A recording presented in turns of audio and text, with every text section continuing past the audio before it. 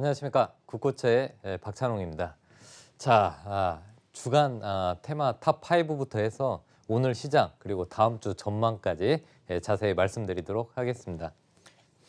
자, 상승하고 있었던 우리 증시에 찬물을 끼얹는 소식이 있었습니다. 바로 미국의 이라크에서 공습이 있었는데요. 이제 이라크 민병대하고 그리고 아시다시피 이란의 그 사령관이 일단은 그 폭격을 당하면서 공격을 받아서 사망하는 사건이 발생을 했습니다. 이것으로 인해서 우리 증시가 약간 주춤한 흐름을 보였고 일부 외국인과 기관이 코스닥 시장에서 대규모 매도세를 나타내었습니다. 그러면은 앞으로 시장이 어떻게 될지 한번 간단히 살펴보도록 하겠습니다. 저는 이제 이번에 2020년은 하방보다는 상방 쪽에 방향을 잡고 그동안 말씀을 드렸는데 그래서 일단은 코스피 지수는 2150에서 2250포인트 일단 박스권 다음 주까지 박스권을 예상했는데 하방이 약간의 좀 공격을 받는 상황이 될 것 같습니다. 코스닥은 650에서 한 700포인트까지 박스권으로 매매를 하시면 되겠는데요. 일단은 좀 살펴봐야 될 부분이 오늘 국제유가가 그 상승을 했는데 특히 원유 선물 쪽에서 급등이 나왔었습니다.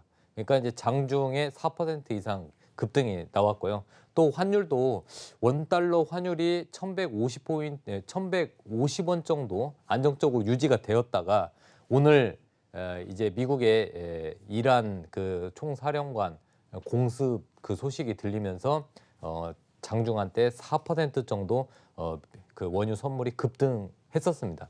근데 물론 좀 안정이 되었지만은 이런 부분이 원유에 일단은 중동발 지정학적 리스크가 부각이 되면서 원유의 그 흐름에 불안정한 흐름을 보이도록 지금 만들었습니다. 중요한 것은 우리나라는 어떤 부분을 우리나라 국내 증시를 투자할 때 여러분들은 두 가지를 보셔야 되는데 첫 번째는 원유 가격의 변동성, 두 번째는 환율을 보시면 됩니다. 환율이 일단은 1167원까지 상승을 했는데요. 만약에 1200원까지 상승한다면은 여러분들 주식 비중은 좀 낮추시고 현금 비중은 좀 높이셔야 될 상황이 벌어질 수가 있습니다. 그렇기 때문에 일단은 아직까지는 뭐 1167원까지를 상승 흐름을 보였기 때문에 너무 걱정하실 필요는 없다 이렇게 말씀을 드리고 싶습니다. 그리고 이번에 이제 이번 주에 좀 특징적인 부분이 5G 관련주들이 급등 흐름을 보였습니다. 그래서 이제 5G 서비스 본격화가 있었고 그리고 이제 5G 스마트폰 확대 올해 이제 전 세계적으로 우리는 이제 5G 상용화 서비스를 본격화했지만 중국, 미국, 일본 이제 올해 본격적으로 투자하면서 서비스를 시작을 합니다. 중국도 작년 11월 정도부터 이제 5G 서비스를 이제 시작을 했고요. 일본은 7월 달에 동경 올림픽을 전후로 해서 5G 서비스를 상용화할 전망이고 미국도 올해부터 본격적으로 5G 서비스가 됩니다.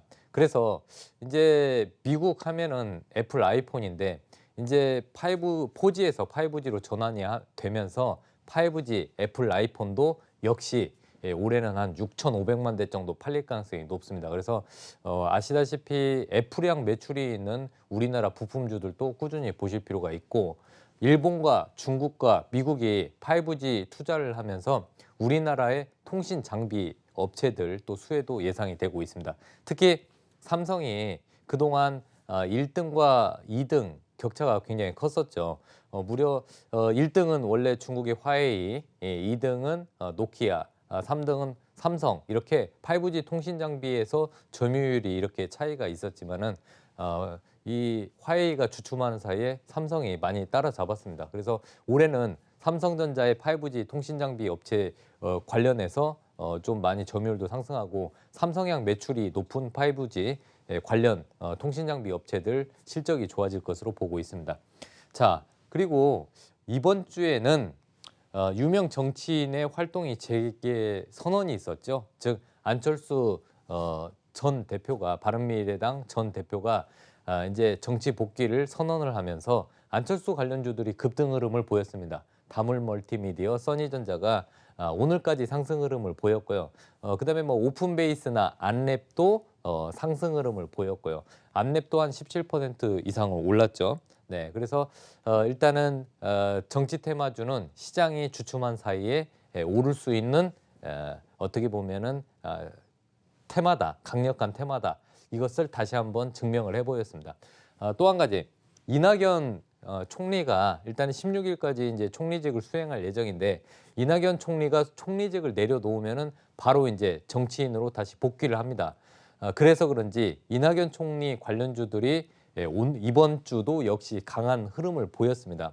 근데 조금 틀린 부분이, 예전에 이낙연 관련주들은 아시다시피 그 뭐 뻔히 알고 있는 뭐 이월드나 뭐 그 남선알미늄 뭐 그다음에 또 많이 알려져 있던 종목들 위주로 상승 흐름을 보였는데, 최근에는 좀 여러분들이 생소했던 종목 위주로 급등 흐름이 나타나고 있습니다.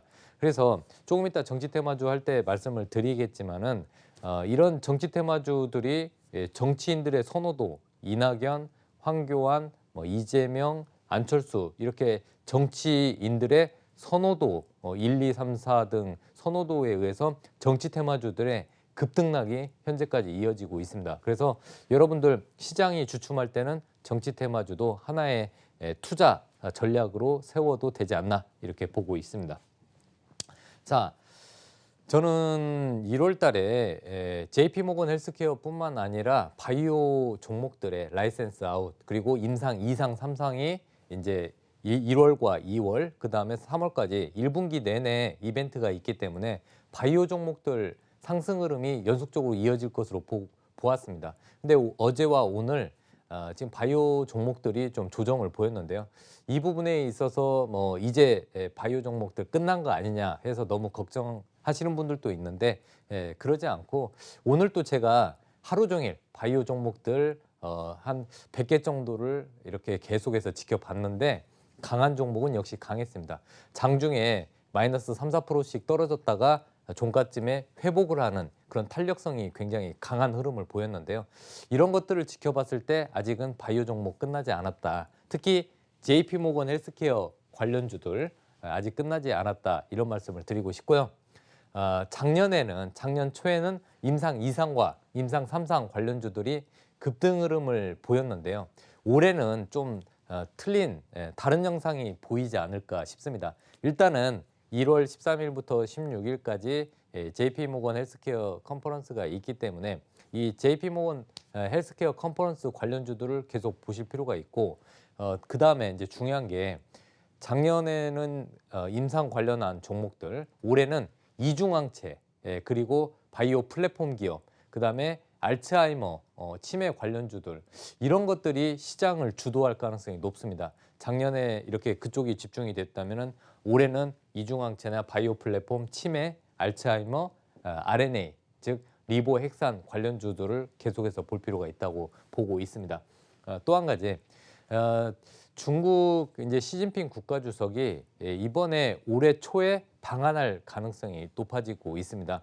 한중 우호 협력 가능성이 기대가 되면서 이제 중국의 시진핑 국가주석이 우리나라를 방한을 한다면 선물을 가지고 오지 않겠습니까? 그 선물이 바로 한알령 완화라는 기대감이 있습니다. 그래서 제가 봤을 때는 지금 바닥권에 중국 관련주들, 중국 소비재 관련주들, 뭐 화장품, 뭐 엔터주, 그리고 미디어 컨텐츠, 그리고 또 게임주들, 바닥권에 있는 종목들이 많은데, 이 중국의 시진핑 국가주석이 방한을 하기 전까지 좀 이슈화되면서 시장의 관심을 받을 가능성이 높고, 중국 관련주 중에서 면세점 그리고 화장품 일부 종목들은 오히려 작년에 저점을 찍고 올해부터는 이 실적도 좋아질 가능성이 높기 때문에 꾸준히 지켜보셔야 됩니다. 특히 호텔신라가 먼저 움직였죠. 무려 4거래일 동안 상승 흐름이 이어지고 있습니다. 면세점이 움직이면은 그다음에 화장품이 움직이고, 이와 관련된 중국 관련주들 움직일 가능성이 높습니다. 그렇기 때문에 중국 관련주들 저는 꾸준히 보셔야 된다고 말씀을 드리고 싶습니다.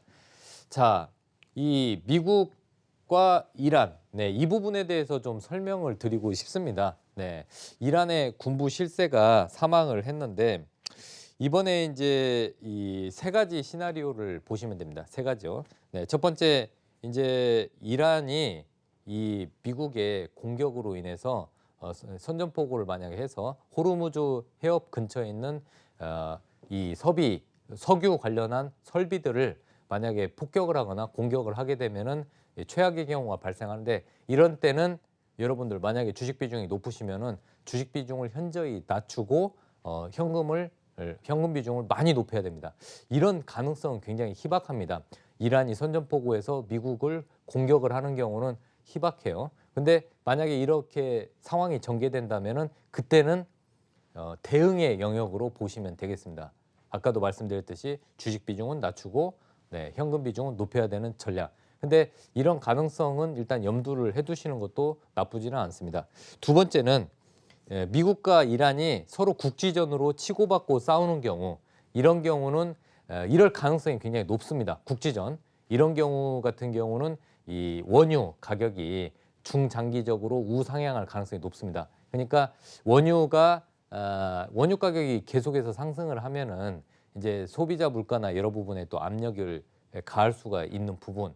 네, 그래서 이런 부분이 만약에 미국과 이란의 국지전이 일어나면은 원유 가격은 점진적 상승이 가능하다 이렇게 보시면 되고요. 마지막 세 번째, 이럴 가능성은 또 희박합니다. 이란이 미국한테 백기투항, 네, 항복하는 경우 그럴 가능성도 아주 희박하지만 있습니다. 그럴 경우에는 지금 현재 순위파, 시아파가 싸움을 하고 있는데 이란이 시아파입니다.